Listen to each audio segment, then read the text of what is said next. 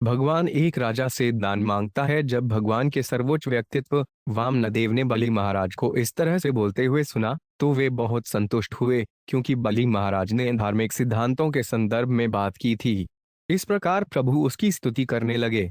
भगवान के परम व्यक्तित्व ने कहा, हे राजा, आप वास्तव में उन्नत हैं, क्योंकि आपके वर्तमान सलाहकार ब्राह्मण हैं जो भृगु के वंशज हैं, और क्योंकि आपके भविष्य के जीवन के लिए आपके प्रशिक्षक आपके दादा प्रहलाद महाराज हैं। मैं जानता हूं कि अब तक आपके कुल में जन्म लेने वाला कोई भी व्यक्ति दरिद्र या कंजूस नहीं हुआ है। किसी ने भी ब्राह्मणों को दान देने से मना नहीं किया है, और न ही दान देने का वचन देकर कोई अपना वचन पूरा करने में असफल रहा है।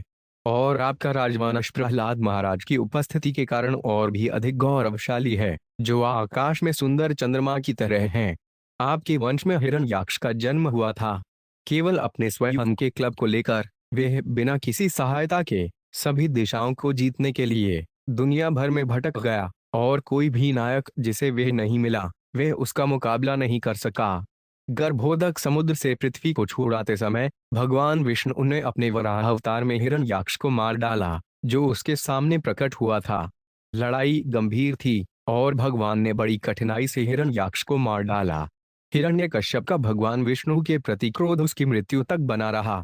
जीवन की शारीरिक अवधारणा में अन्य लोग मिथ्या अहंकार और महान के कारण ही क्रोध बनाए रखते हैं, अज्ञानता का प्रभाव। आपके पिता महाराज प्रहलाद के पुत्र विरोचन ब्राह्मणों के प्रति बहुत स्नेही थे।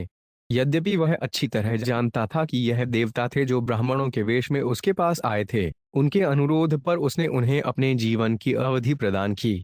आपने उन सिद्धांतों का भी अवलोकन किया है जिनका पालन गृहस्थ ब्राह्मण जैसे महान व्यक्ति आपके पूर्वज और अपने महान कार्यकलापों के लिए अत्यंत प्रसिद्ध महान नायकों द्वारा किया जाता है। हे दैत्यों के राजा, मैं अपने माप के लिए केवल 3 पग भूमि मांगता हूँ। कदम। यद्यपि आप अत्यंत दानी हैं और मुझे जितनी भूमि चाहिए दे सकते हैं, फिर भी मैं आपसे अनावश्यक कुछ नहीं चाहता। बलि महाराज ने कहा, हे एक ब्राह्मण के पुत्र, आपके निर्देश उतने ही अच्छे हैं जितने विद्वान और बुजुर्ग व्यक्तियों के होते हैं। बहरहाल आप एक लड़के हैं और आपकी बुद्धि अपर्याप्त है। इस प्रकार आप अपने स्वार्थ के संबंध में बहुत विवेकपूर्ण नहीं हैं। मैं आपको एक पूरा द्वीप देने में सक्षम हूं, क्योंकि मैं ब्रह्मांड के 3 हिस्सों का मालिक हूं। आप मुझसे कुछ लेने आए हैं और अपने मीठे वचनों से मुझे प्रसन्न किया है, लेकिन आप 3 पग जमीन ही मांग रहे हैं। इसलिए तुम बहुत बुद्धिमान नहीं हो। अतः यदि आप चाहें तो मुझसे उतनी ही भूमि मांग सकते हैं जितनी आपकी आवश्यकता के अनुसार आपके भरण पोषण के लिए पर्याप्त हो। भगवान ने कहा, हे मेरे प्रिय राजा, किसी की इंद्रियों को संतुष्ट करने के लिए तीनों लोकों में जो कुछ भी हो सकता है, उसकी संपूर्णता भी उस व्यक्ति को संतुष्ट नहीं कर सकती है जिसकी इंद्रियां अनियंत्रित हैं। यदि मैं 3 पग भूमि से संतुष्ट नहीं होता, तो निश्चित रूप से मैं 9 वर्षों वाले 7 द्वीपों में से एक पर भी संतुष्ट नहीं होता। यहाँ तक कि अगर मेरे पास एक द्वीप होता, तो मैं पाने की उम्मीद करता अन्य पूर्व प्रारब्ध से जो प्राप्त हो उसी में संतोष करना चाहिए, क्योंकि असंतोष कभी भी सुख नहीं ला सकता। जो व्यक्ति आत्मसंयमी नहीं है, वह तीनों लोकों को पाकर भी सुखी नहीं हो सकता।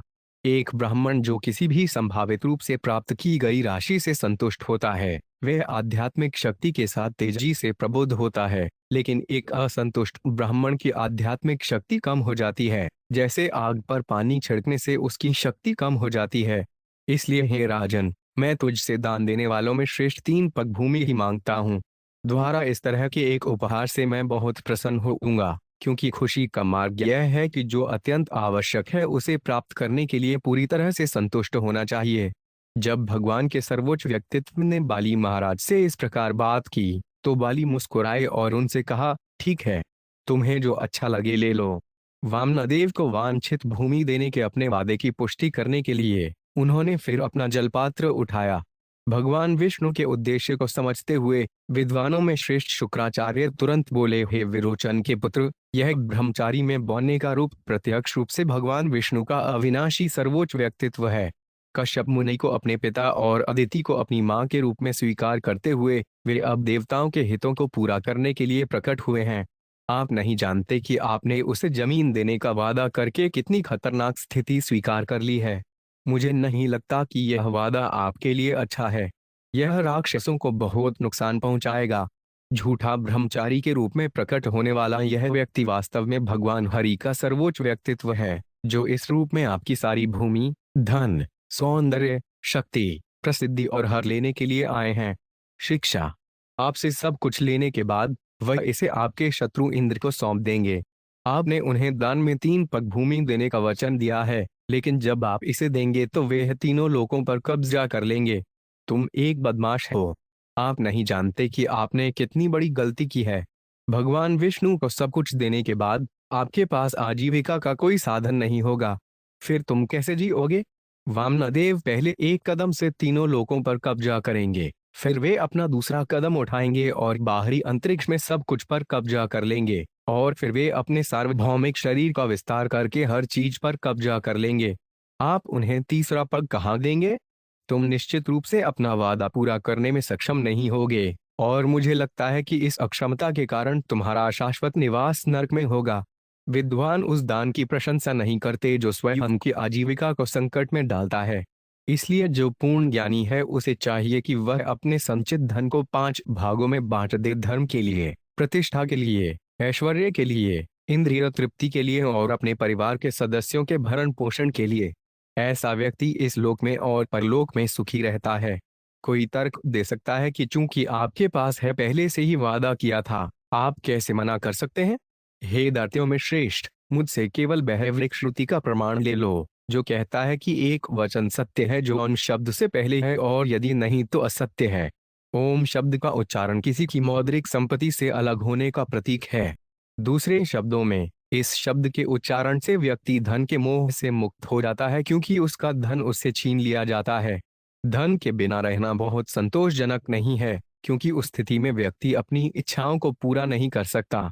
दूसरे शब्दों में अन शब्द लगाने से कंगाल हो जाता है, खासकर जब कोई देता है एक गरीब आदमी या भिखारी को दान। आत्म साक्षात्कार और इंद्रिय तृप्ति में अधूरा रह जाता है। इसलिए सुरक्षित पाठ्यक्रम ना कहना है। मिथ्या होते हुए भी एक की पूरी रक्षा करता है, दूसरों की करुणा को अपनी ओर खींच लेता है और दूसरों से अपने लिए धन संग्रह करने की पूरी सुविधा देता है। बहरहाल, अगर कोई हमेशा यह कहता है कि उसके पास कुछ भी नहीं है, तो उसकी निंदा की जाती है, क्योंकि वह जीवित रहते हुए एक मृत शरीर है, या अभी भी सांस लेते हुए उसे मार दिया जाना चाहिए। स्त्री को वश में करने के लिए उसकी चापलूसी में, परिहास में, विवाह समारोह में, जीविका कमाने में, जीवन संकट में हो, गाय और ब्राह्मणवादी संस्कृति की रक्षा में, या किसी व्यक्ति को शत्रु के हाथ से बचाने में असत्य की कभी निंदा नहीं की जाती है।